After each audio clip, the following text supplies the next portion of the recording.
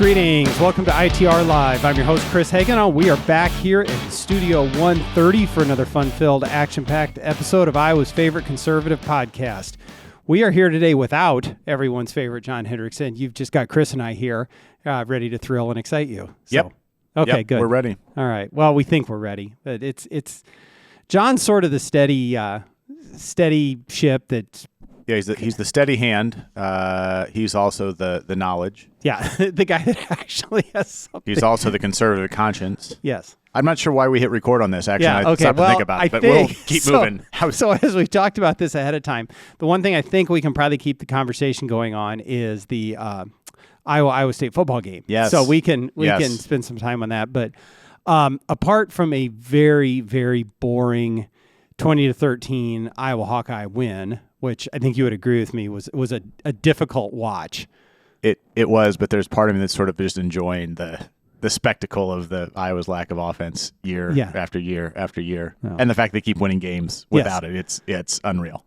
Yeah, the new they spent a lot of money on some new players. Mm-hmm. This is the new and improved Brian Ferentz, and we got 13 points of offensive production in a rivalry game. Okay, great. But they won. Trophy's back in Iowa City. That's right. So, okay, apart from the actual football game, it was also the center of the political universe Saturday morning, tailgating-wise. So that's something I think we can probably spend a little bit of time visiting about. So did you see much of this in the media, the coverage of this? It seemed like I did actually, Chris. It was hard to miss. Okay.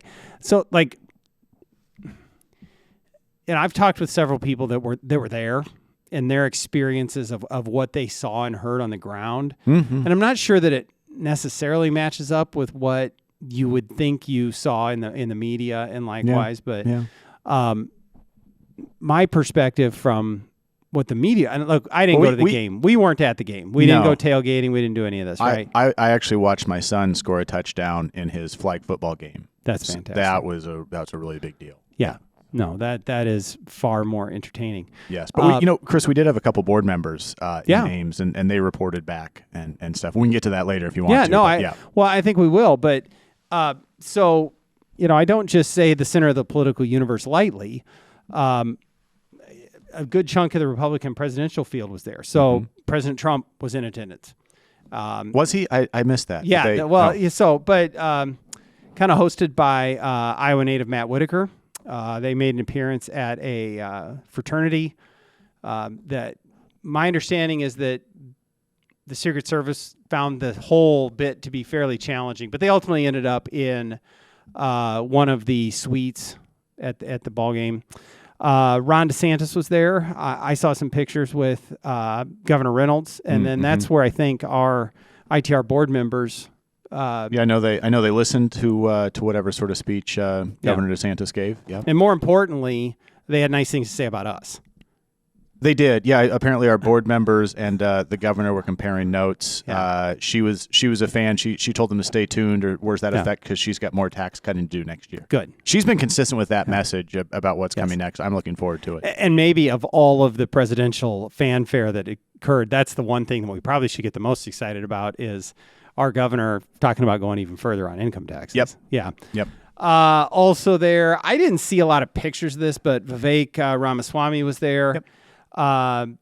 North Dakota Governor Doug Bergum, Mm-hmm. the Register had a picture of him that Senator Ernst stopped by his tailgate, and he's still. There was another one of him moving around, and he's still in the scooter thing because it wasn't an Achilles. He's that not. what he did? He's not hoofing around by himself for a while. Tailgating, even is a challenge sometimes in and of itself. Right. But he was trucking around, so kudos to Governor Bergum. Former Arkansas Governor Asa Hutchinson. I saw that he made an appearance, I think, with Steve Sukup's event. Sure. Then now, for those of us who weren't there mingling with all those folks who watched the game on TV, did you see it on TV? Did you see the Perry Johnson ad? I did. I watched that next to my dad, and his first question was, "Who's Perry Johnson?" And I said, "Well, he's running for president, Dad." And then he goes, "What was that ad about?" And I said, "I don't know. I'm not sure what he was trying to say." So. If memory serves, I saw it once. Halftime was, time to get away from the game, not to stay in rapt anticipation of what's next. But it had something to do with January 6th, I think, didn't it? Yeah, but I'm not sure what the point he was making was. I don't know if he was for January 6th or against it or 2 cents. I don't know. Perry Johnson, I'll give him credit on one thing. He's good at things that make you ask the question, who's Perry Johnson? There you go. He's like mailing his book out or... This far in, though, like, shouldn't we start answering some of those questions? Yeah, perhaps. Okay. Perhaps. So help me out with this one. I really wish we had John here because so there was a coordinated effort. There was some messaging on the ground at the game, but then the plane with the banner that said, "Where's Melania?" Like, apparently no one's seen Melania Trump for quite some time. No, okay. I don't know. Anyway, I just found that interesting. So here's my takeaway from this, and I from talking to some of my friends that were there, and seeing some other little videos from folks in my social media circle, is that President Trump was very well received at this game. Yeah, and I think the conventional wisdom in the media is that there were a few boos, and then therefore he had been booed at this game. The one article I read about it acknowledged there were a few boos, but I think actually tried to paint it that it was pretty popular as he walked through there. And I would suspect, and I don't think there's any way we know this for sure, that a college football game, the crowd probably skews more conservative than maybe the general population. Maybe that's not fair. Maybe that's just a bias that I have, but there's certainly, I think at a minimum, we can say there's still a lot of enthusiasm for President Trump. Sure. Even if maybe you're not even going to vote for him, but people still are enthusiastic when Donald Trump shows up. People at a college football game tailgating, I mean, they want a reason to yell and cheer. So. That's probably true as well. So anyway, it's one of those things that's fun. It's like the state fair, and they all show up, and it's the Iowa State game. And apparently now this is becoming one of those stops that you got to go to. Good. It's the Iowa State game. Good. So, good. So I think we're going to shift gears now to the editorial page of the Des Moines Register. Yeah, the breaking news is that Iowans for Tax Relief, the Iowans for Tax Relief Families, and the Des Moines Register's editorial board agree. Almost completely aligned. There was a paragraph or two I changed, but the heart of what they're arguing, we agree with 100%. And this is we're talking. There's a piece in. Was this yesterday's or was this in today? I believe it was yesterday's. But in the Des Moines Register, and an editorial on the proposed soccer stadium downtown Des Moines and their quest for more subsidies, taxpayer incentives. I don't even think they're necessarily picky about the mechanism, but they just want more public funds. I actually liked the semantic or the sort of tongue-in-cheek way they talked about TIF. Yeah. They referred to economic development tools such as tax increment financing that let governments argue semantically that they aren't actually giving up any money. I thought that was, we're just going to go ahead and concede that TIF's a little bit of a thing and just sort of even let them have that. Yeah, this is one of those issues where we sometimes land on the same square with the left. Economic development is one of those things, Chris, where folks of both sides want the economy to grow. They want more opportunity. They might have different ways how they'd like to see it, but they want things to move forward, right? And folks on both sides of the aisle can be for these handouts that, as they say, sort of grease the skids for private developers. And folks on both sides of the aisle say, well, that's not right. And quite honestly, maybe where we agree with them that we shouldn't grease the skids for private developers, hand out millions of taxpayer dollars. Is that the best use? Now, the Register wants to take those dollars and use it in a certain way, and we'd probably want to go a different direction. But we should start with the premise that no more of these handouts to millionaires, or in the Krause case, literally billionaires to do their thing. Well, we've been very critical of the Register's editorial board in particular.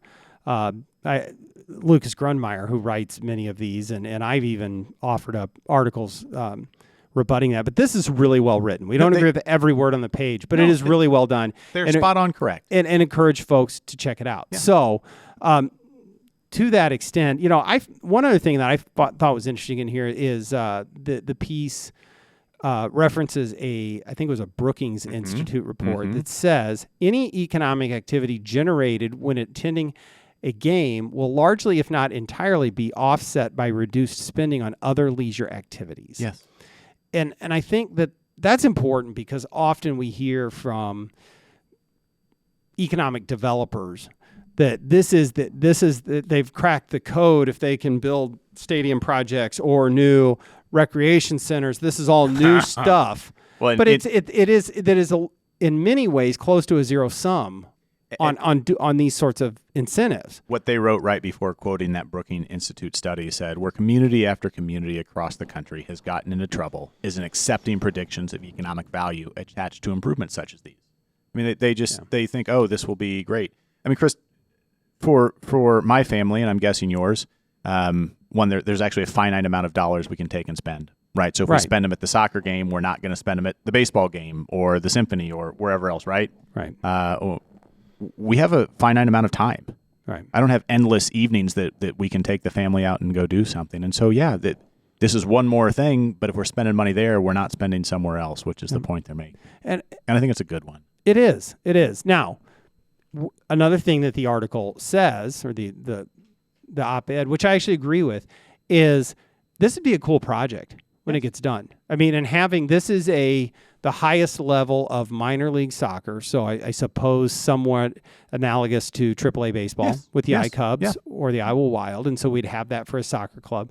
And it really would be a pretty high level of professional soccer. Sure. Develop an area that is a long-standing eyesore in downtown Des Moines. It really would be an asset, I think, to the downtown core. But at what cost? And who's paying it?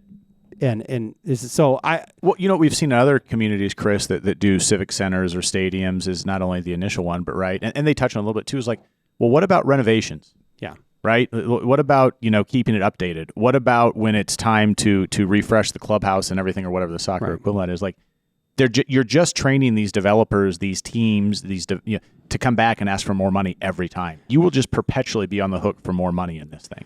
I think that's right. And there's another thing, too, that gets lost in these plans, and we're going to get all this economic. It seems like there's never any sense of what we do if the projections don't come in like we thought.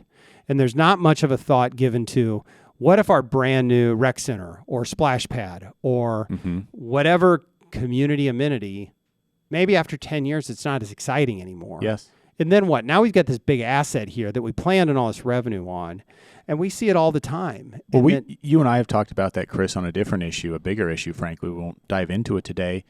And if the projections are accurate and nothing in the world changes, that's maybe a very good deal. Mm-hmm.